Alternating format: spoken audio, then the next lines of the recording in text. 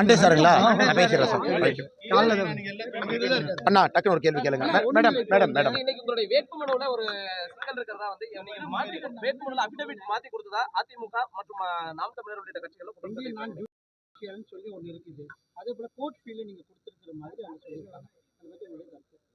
அண்ணா, இன்னைக்கு பார்த்தீங்கன்னா இந்த அரசியல் கட்சிகள் நேரடியாக நம்மை களத்தில் எதிர்க்க முடியவில்லை என்று இது எப்பொழுதும் செய்கிற வழக்கமான டிராமாவை இன்னைக்கு வேட்புமனு கொண்டு வந்திருக்கிறாங்க.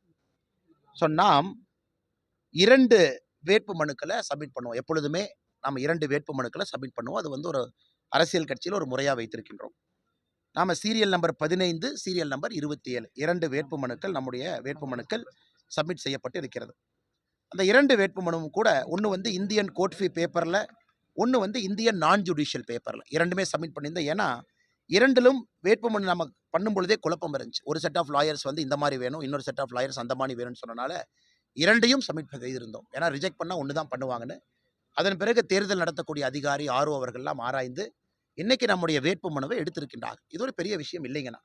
ஆனால் இன்னைக்கு எதிர்க்கட்சிகள் வந்து களத்தில் எதிர்க்க முடியாதவர்கள் இந்த வேட்புமனு ரிஜெக்ட் பண்ணுன்னு காலையிலிருந்து அங்கேயே கலெக்டர் அலுவலகத்தை சுற்றி கொண்டிருக்கின்றார்கள். காரணம் அவர்களுடைய தோல்வி பயத்தை மட்டும்தான் காட்டுது. இது எல்லா முறையும் நடக்கிறது தான்.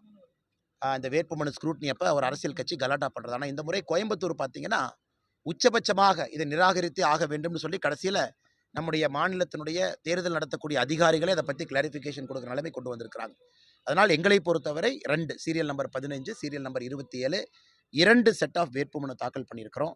இன்னைக்கு நம்முடைய வேட்புமனு நம்முடைய ஆர்ஓ அவர்களால் ஏற்றுக்கொள்ளப்பட்டிருக்கிறது. நன்றி. 17க்கு தான் அப்லோட் பண்ணியிருக்காங்க அப்படின்னு சொல்றாங்க.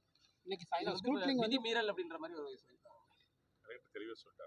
அண்ணா, நான் தான் உங்களுக்கு சீரியல் நம்பரே சொல்கிறேன் பாருங்கண்ணா. சீரியல் நம்பர் 15, சீரியல் நம்பர் 27 2ம் வந்து நாம் என்னைக்கு தாக்கல் செய்தோமோ முதல் வேட்புமனுவை நான் தாக்கல் செய்து வர்றேன். 2வது வேட்புமனுவை கேண்டிடேட் தாக்கல் செய்ய வேண்டும் என்கின்ற அவசியம் இல்லை. ஏன்னா அது வந்து எப்பொழுதுமே ஸ்பேர் காப்பியாக சேஃப்டிக்கு இன்னொரு வேட்புமனு நம்ம ஃபைல் பண்ணுவோம். 2 வேட்புமனுவும் நாம் தாக்கல் செஞ்சது தான். Serial number 15, serial number 27. அதன் பிறகு நீங்கள் தேர்தல் நடத்தக்கூடிய அதிகாரிகிட்ட நீங்கள் கேள்வி கேட்கலாம். சீரியல் நம்பர் 15 எப்போ அப்லோட் பண்ணாங்க, சீரியல் நம்பர் 27. நீங்கள் பார்த்தீங்கன்னா இதே ஆர்ஓ போர்ட்டலில் 2மே காட்டியிருக்கு. 2 அஃபிடவிட் அப்லோடுன்னு காட்டியிருக்கு. ஒன்று வந்து இந்தியன் கோர்ட் ஃபீ பேப்பர் ஒன்று. செகண்ட் இது அடுத்த தாண்டி போகிறீங்கன்னா ஒருவேளை இன்னைக்கு மற்ற எதிர்க்கட்சி நண்பர்கள் ஆர்ப்பாட்டம் செய்கிறாங்க, இதை ரிஜெக்ட் பண்ணும். இது ரிஜெக்ட் பண்ணுறதுக்கான காரணமும் இது இல்லை. ரிஜெக்ட் பண்ணுறதுக்கான சில காரணங்கள் இருக்குது. அதாவது வேண்டுமென்றே பொய்யான ஒரு செய்தியை சொல்லியிருக்கணும், நம்ம மீது வழக்கு இருக்கணும், அதை மறைச்சிருக்கணும்.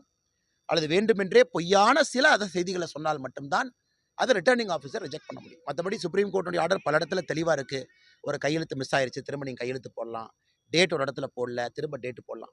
இது வந்து ஒரு காம்படிட்டிவ் எக்ஸாமினேஷன் கிடையாது. தேர்தலை பொறுத்தவரை ஒரு காரணம் சொல்லி இதை ரிஜெக்ட் பண்ணுறது ஒரு காரணம் இல்லைன்னு அரசியல் கட்சிகள் புரியாமல் பேசுகிறாங்க. 2 வேட்புமனு இருக்குது. அதில் ஒரு வேட்புமனை ஏற்றுக்கொண்டு அவங்க கமா இல்லை டாட் இல்லைன்னு பேசினா கூட அது கூட நிராகரிக்கப்பட வேண்டிய காரணம் அதுவும் கிடையாது. ஏன்னா என்னோட கிளாரிஃபிகேஷன் நம்ம கொடுத்துட்டேன். இதுக்கு பிறகு தேர்தல் நடத்தக்கூடிய அதிகாரிகள்கிட்ட நீங்கள் புள்ளி விவரமாக கேட்கலாம். எப்போ ஃபைல் பண்ணாங்க, யார் ஃபைல் பண்ணாங்க, பின்னாடி வந்து வேட்பாளர் வந்து இந்த நேரத்துக்கு ஃபைல் பண்ணிட்டு போனாங்க, அதன் பிறகு டம்மி யார் ஃபைல் பண்ணாங்க, எல்லாம் வந்து தேர்தல் நடத்துகிற அதிகாரிக்கு தெரியும். ஏன்னா எல்லாமே லெஜரில் என்ட்ரு பண்ணுறாங்க, நமக்கு ஒரு அக்னாலஜ்மெண்ட் காப்பி கொடுக்குறாங்க, டைம் அங்கே என்ட்ரி ஆகுது, அதே டைம் நமக்கு போடுறாங்க, எல்லாம் டிரான்ஸ்பரண்ட்டாக நடக்குது. அதனால் நீங்கள் இதற்கு மேல்